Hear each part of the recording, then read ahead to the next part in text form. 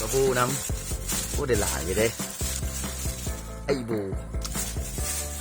ตุ้ยออกสไตล์แบบเรานี่ไงไข่พร้อมโอ้ไข่เนี่ย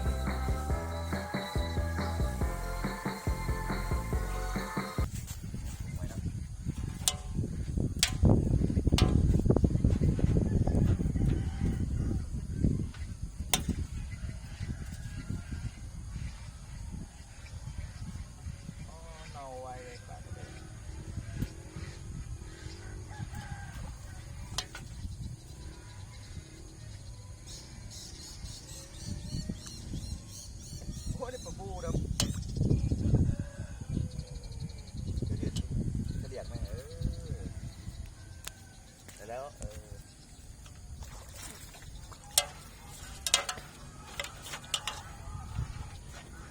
ปะบู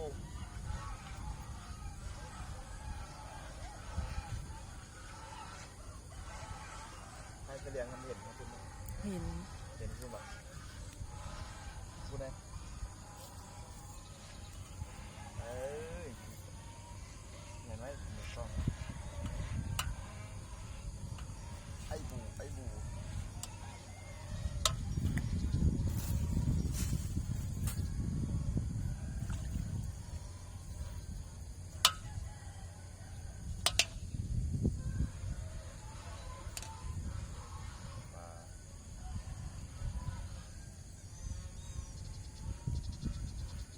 พอได้กินอยู่เอาปะ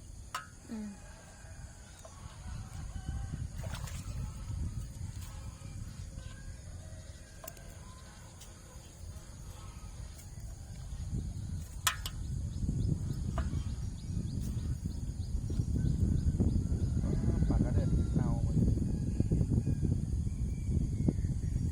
ปากกระเด็นเน่าแบบตายไป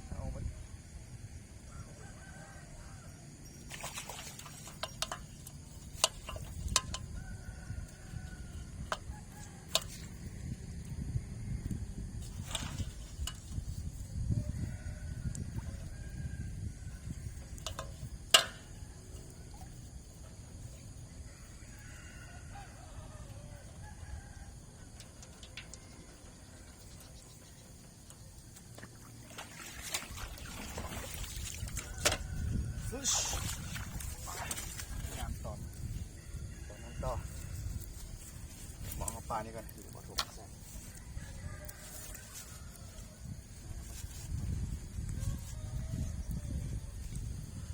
ตัวนี้จะอยู่โอ้ยโอ้ย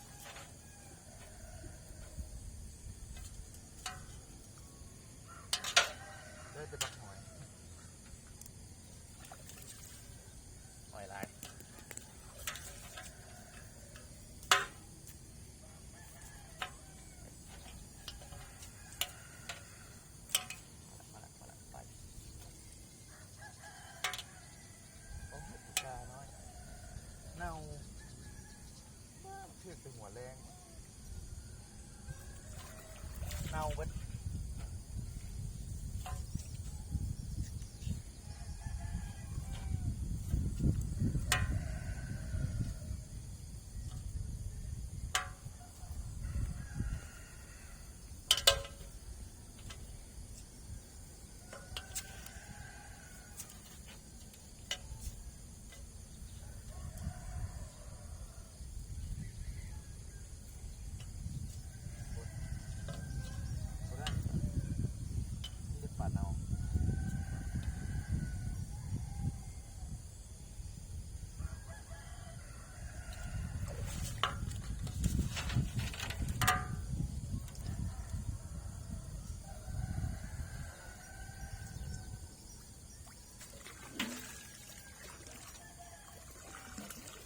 ใส่พุ่นนั่นเอง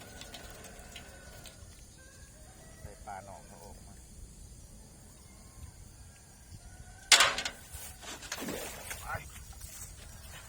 เดี๋ยวงัดมาเลย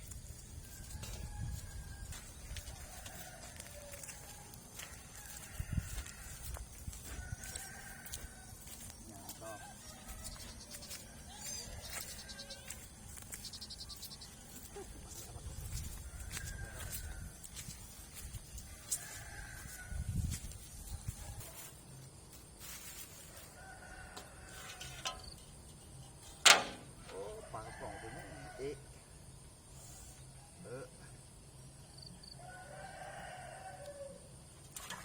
เป็นโอ้ยจะได้ตัวใหญ่ครับตอนนี้ไปกระเดิน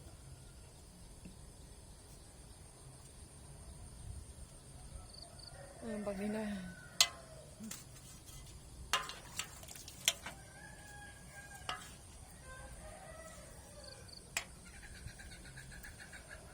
ปลากระพงเดี๋ยวโอ้ยปลาบี้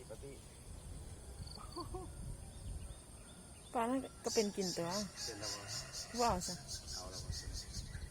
เนื้อดี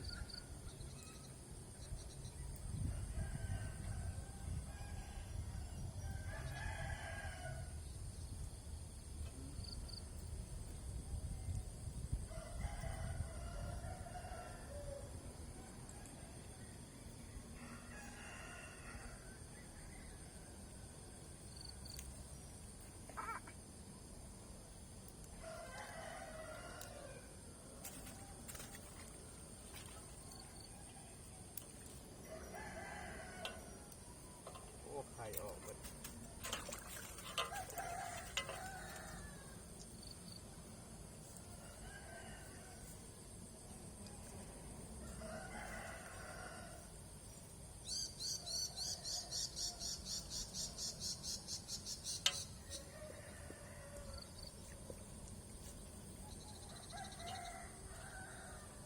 มาแล้วครับน้องนี่ไข่นิดนึงอ่ะปลานี่หลายทอดแซ่บ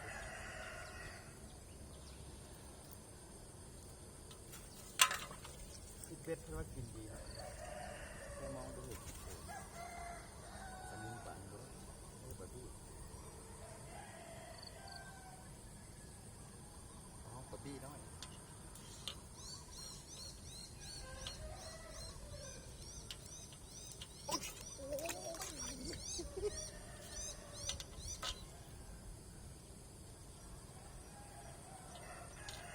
ตายข้างหน่อยนะเน่าอันปลากระเดิดว้าปลาบี้น้อย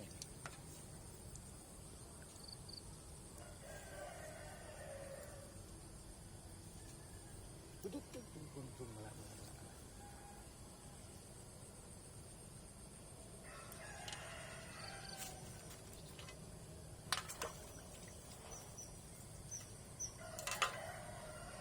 ปลาข้างของ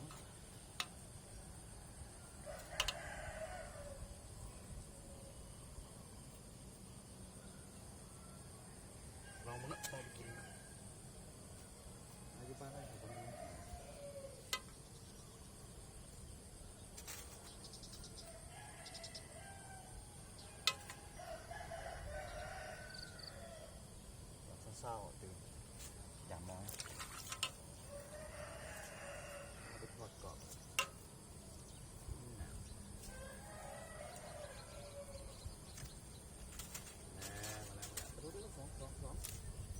วสอง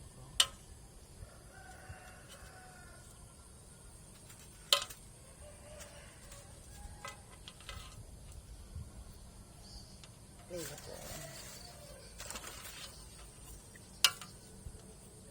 โอ้โหสองตัวเลยโอ้ยพอดีเลยทอดกรอบข้าวเศร้า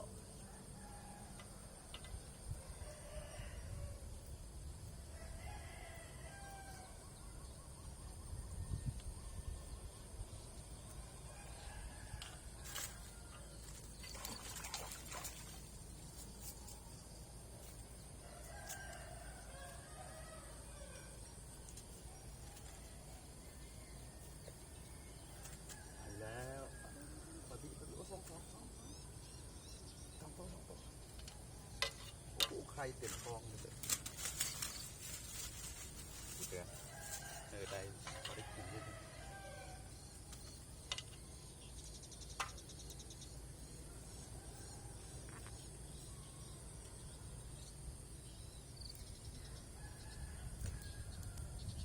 จะทอดเป็นแซ่บ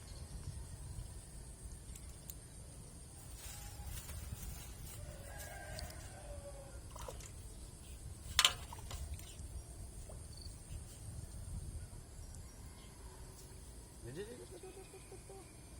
โอ้ยสุดตื้อเลยกูอยากทานข้าวกินกุ้งเช้านึ่งเลยสัมภาษณ์อีกโอ้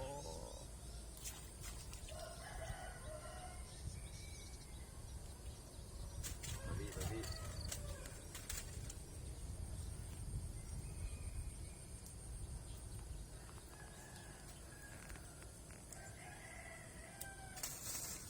ติดกระหน่ำง่ายแมลงเขาจะมาใส่ไหมแมลงที่นี่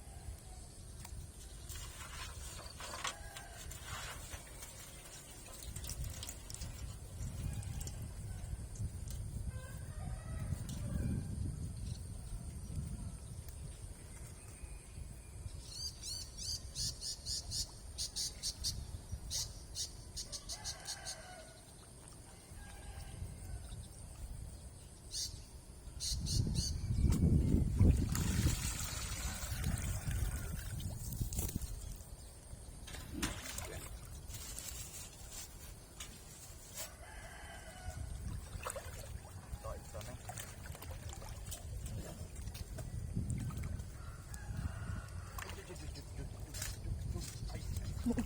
กระบอนมา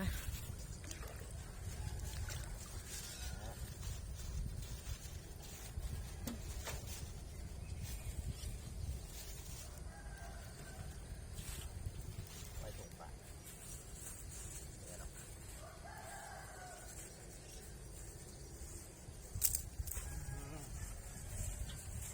ก่อน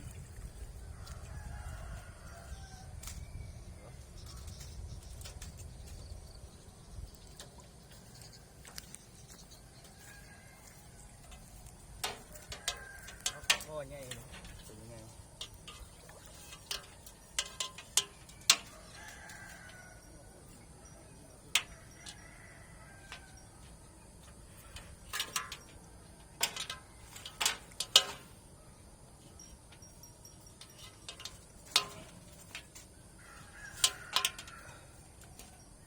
มาแล้วโอ้ปลาขาวโอ้ยัง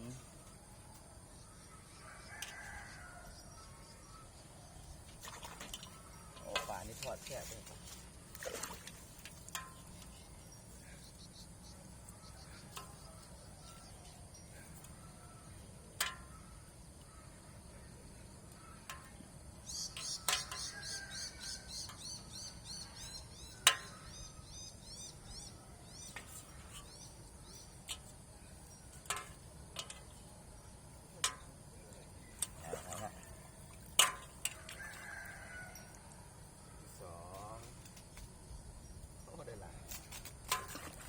ได้ป่านี่ทอดใช่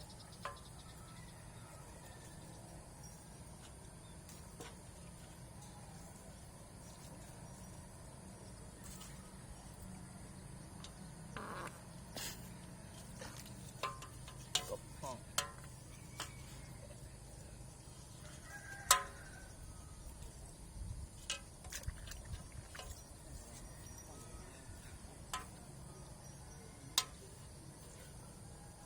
ด่างนี้ได้ที่2 ตัวตัวนะ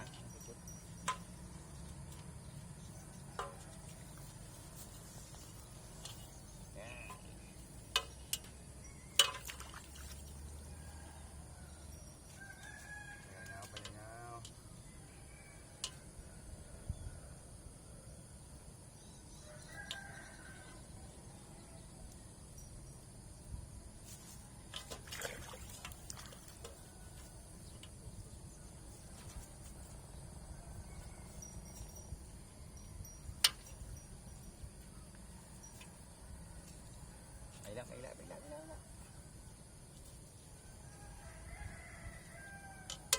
ปลาเนี่ยทอดแซ่บหวาน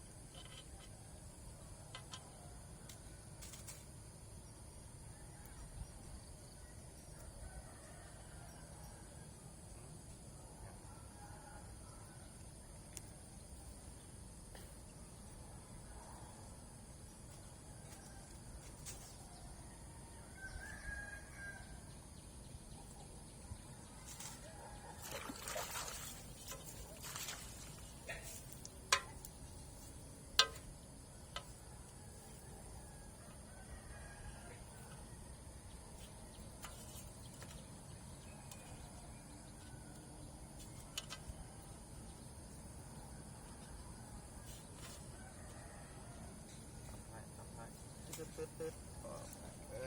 3 ตัวเป็นเรื่องปาก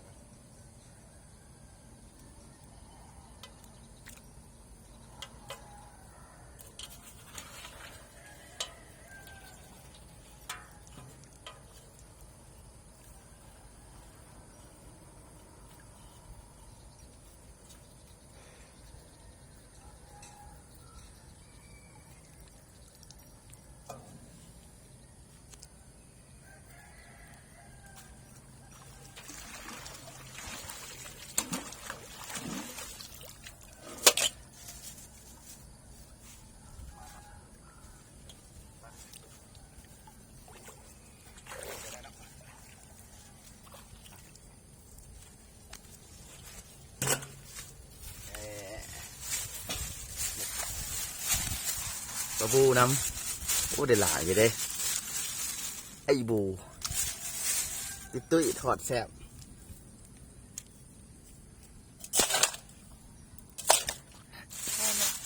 งั้นเดี๋ยวเบิ้งอันสิไปเอาปลาไปเฮ็ดอาหารกินข้าวเช้ากันโอเค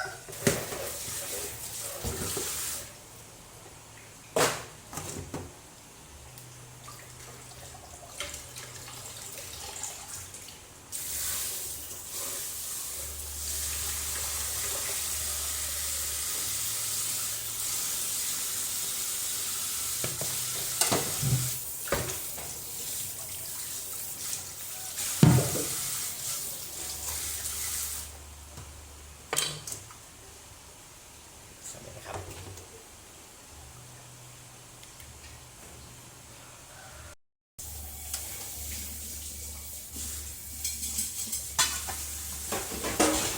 ว้าว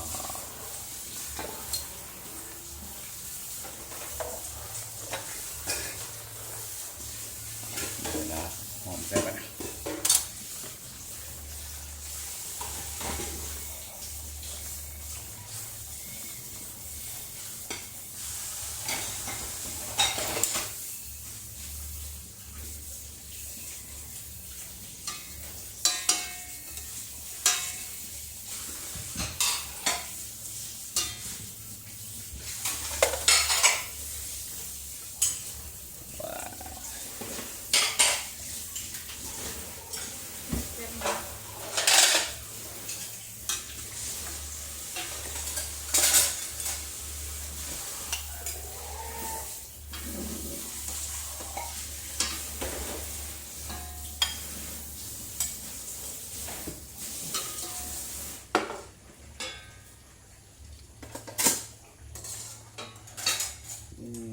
สูงใหญ่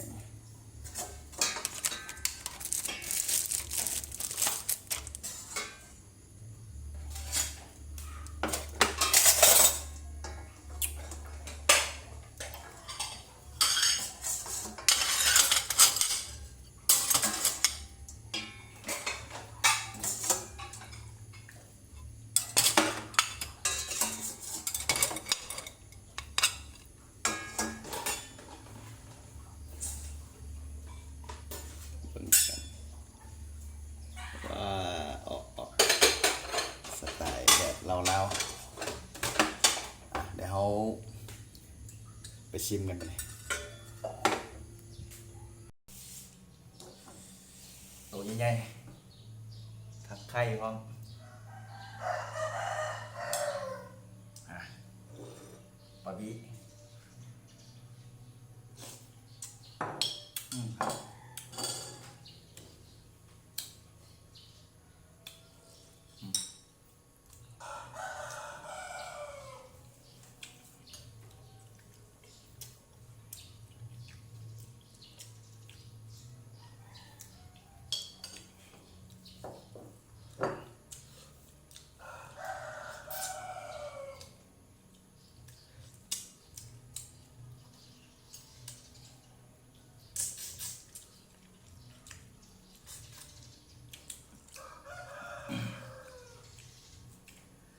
ครับ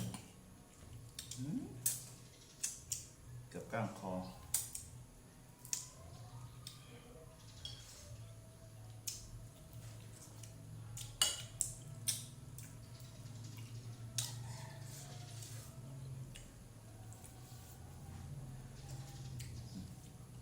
ปลาบีตัวมีไข่ครับ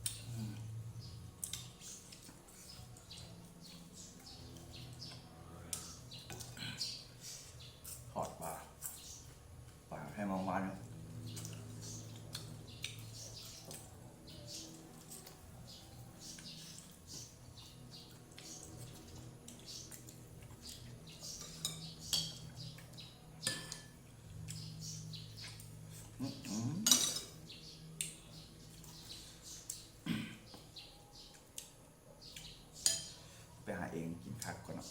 คักก็ซื้อมาอันซื้อเจ้าบ่อยากกินเลย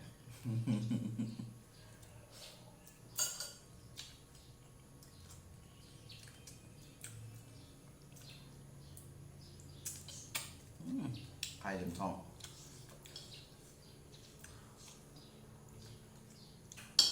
หาเองเพื่อว่ากินก็คือว่าแซ่บครับ น้ำมันใหม่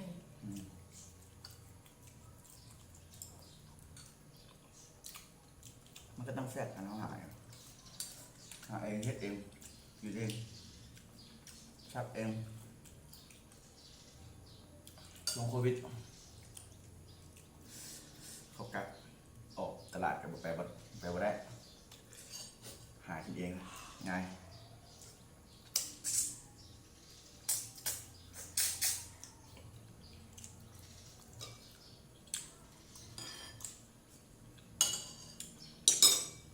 ใครพวกนี้ยำคน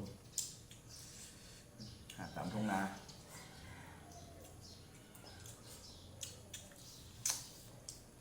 ใกล้กัน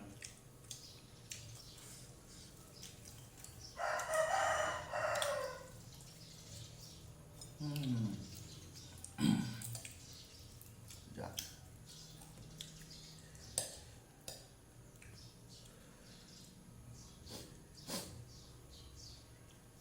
มากินแล้วทอดกรอบกับแซ่บปลาตัวนี้ใครยังไง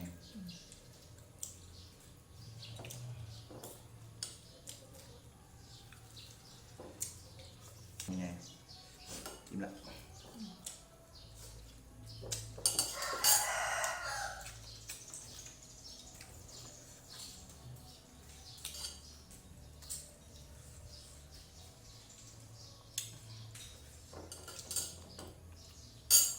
โอ้โหไข่ยังไงเลย